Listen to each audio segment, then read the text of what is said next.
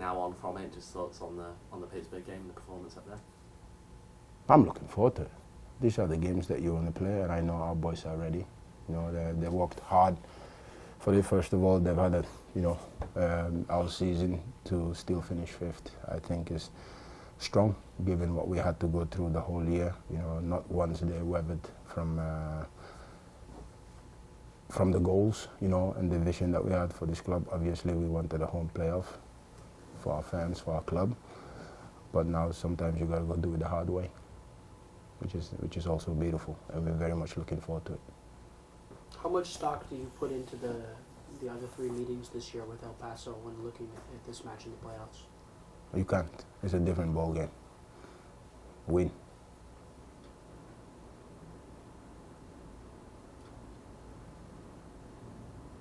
Are you expecting to see a similar approach from them that you've seen earlier in the season, or is it maybe something different? No, it's a playoff time, so you don't know what they're planning. We know what we're planning. We know what we want to achieve, and that's where our focus is. We've played them, like you guys said, 3 times, and all 3 meetings has been high-scoring games. Both teams attacking, so I don't see anything different to that. Last time we were over there, obviously you didn't hold back on the state of the field of play. Yeah. Have you heard anything on that since? No, I haven't heard anything of the state of the field, but also I'm guessing that if they want a great game to be played for the fans at home, for the people that are watching what USL want to become, I think the state of field has to be good, because you want to play on a good pitch where both teams are playing well, because the worst thing that you want on a bad field is injuries on the players, and then USL is not going to be seen as one of those growing leagues. They want to be a top league, so if you want to be a growing league, you must make sure that the facilities and the pitch is great, because quality is what people are looking for. Quality in the players, but also quality that you want to show on TV. Paul, when you have players that come from other parts of the world, they're not used to a playoff game situation like in the United States. Is there any message to them, that the season doesn't stop, that you have to turn it up another level for a... Well, obviously, for them, you play a whole season, 10 months. Now the season would have been finished. We would have finished 5th, and Louisville would have been the champion. But again, you must adapt to the country that you're in, and playoffs is a massive thing in American culture and in sport. And so you have to embrace it and, understand why it's important, and then you just show up. Right? That's all it is. It's one game. It's nothing else, and there's nothing more beautiful than that. Tuvisteis 3 clean sheets seguidas. ¿Cómo sirve eso de motivación de cara al partido y cómo se siente la defensa? Está muy importante por la defensiva, por el equipo. No solo de defensiva jugadores, pero todos son un equipo, y lo muy importante es el clean sheet, porque cuando tú miras un equipo, uno juega bien, uno marca goles, es muy importante, son clean sheet, los clean sheet es muy importante por la confianza del equipo. Y un jugador como Isan Sako no ha tenido el chance de tener los minutos que estaba teniendo en los partidos anteriores. ¿Él cómo está manejando el cambio de formación y de tácticas? Cambiaron un poco de tácticamente por los jugadores. Para mí, Isan es un jugador muy importante para el equipo, cuando juega, cuando sale del banco. Para mí está muy importante todo el equipo, y son mentalidad, son claros por la juega, por el equipo. Y este partido puede ser un partido de eliminación, incluyendo una tanda de penales. ¿Han practicado los penaltis más en la práctica esta semana? No más. No más, porque no es muy importante. Para mí uno juega por ganar el partido. So you've had 3 penalty shootouts so far this season. Is that something that helps you if it gets to that point? See, that's the beauty of football, right? You take England never make a good penalty kick, right? So penalties is lottery, but it's a good experience to have, which we've had this year. But we look to play and try to win the game in 90 minutes. But if it goes to that, I'm very confident in what we have in our penalty takers and in our goalkeeper. Can you speak to Corey's value in terms of those penalty shootouts, if it does come to that, what he does and how good he is at what he does? For me, Corey has been a wonderful asset, not only when it comes to penalty, but in the overall of me understanding the club overall, of understanding USL as well. And he's very strategic and very detailed oriented in the things that he does with his keepers. And for me, to have somebody like him is a massive, massive asset. And how he does it, that's him. I don't know his secrets. He doesn't want to speak about his secrets, which is fantastic. So, but he's a massive, massive value to us because he's been here since day one. You mentioned him being a big asset to understanding the club. Darnell here as well. Yeah. How much have you leaned on those two over the Oh, course massively. of this year, and then maybe even perhaps knowing they were here in 2020? For me, massively, right? Since last year when we spoke, before me getting the job, it was massive, to understand the people that are in this club, to understand how the club works. And there's no better people than those two. One of them has played for the club, captained the club, took the club to the championship, raised the trophy. And so his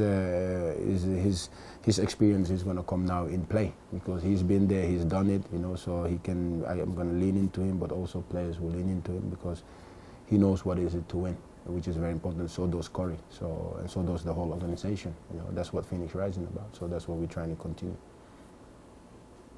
Any availability update on Flores and Colin Smith? They are day to day, so hopefully we might see them tomorrow, depending on how they feel today. So they are day to day, and we take it from there. When you faced El Paso this season, one of the players that's caused you a lot of trouble is Gabby Torres, obviously a former Rising player. What do you think what has been one of the keys for the success that he's found against you guys this year? I mean, he seems like to play against his former team.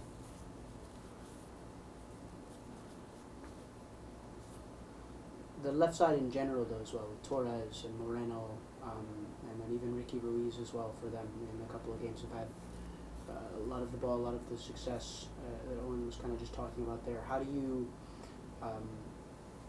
counteract that? How do you make sure they have less of an impact in a playoff game than they have maybe in the other three very attacking regular season matches you played?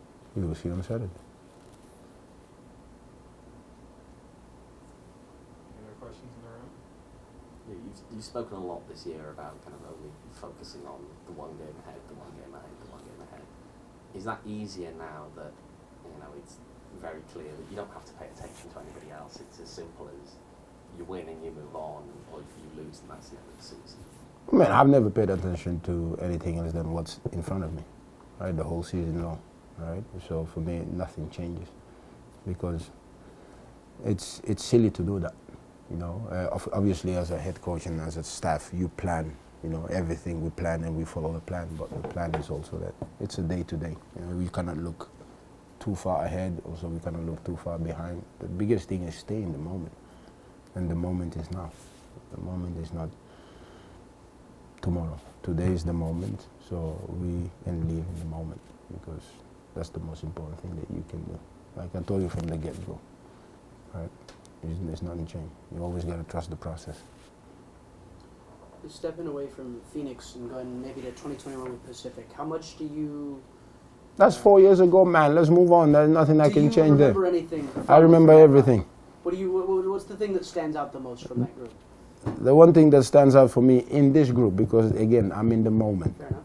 That is in the past. I cannot live in the past, but I can take some of my experience in the past to bring it now into the moment. That is what we're doing, but it's a two different group, two different leagues, and for me the most important thing is now with Phoenix Rising what we try to create and move on, and what this group has done is something that we should not get passed through, because everything that's been thrown at them, everything that we've gone through, their character, their will, their desire to fight for one another, stand up for one another is remarkable, right? It's such a fantastic group. Every day that we ask them things to do, is nothing that they will say no to. And for me, it's a wonderful group. Like, it's great to work with them. Every single of them, right? Every single of them, you've seen it. And you've seen what kind of players we had to lean on, what players had to play. Our youth, what our youth has done for us should also be mentioned, right? And that's team from Andy Chapman, David, and Rafa. And all the other coaches, what they've done has been remarkable. Because once we're down, our academy had carried us as well. So that's for me, that's why I say this is the most important part, not what I've done before. What I've done before, nobody remember. It's what we're going to do now and moving forward. That is the most important part. So this group deserves all the credit.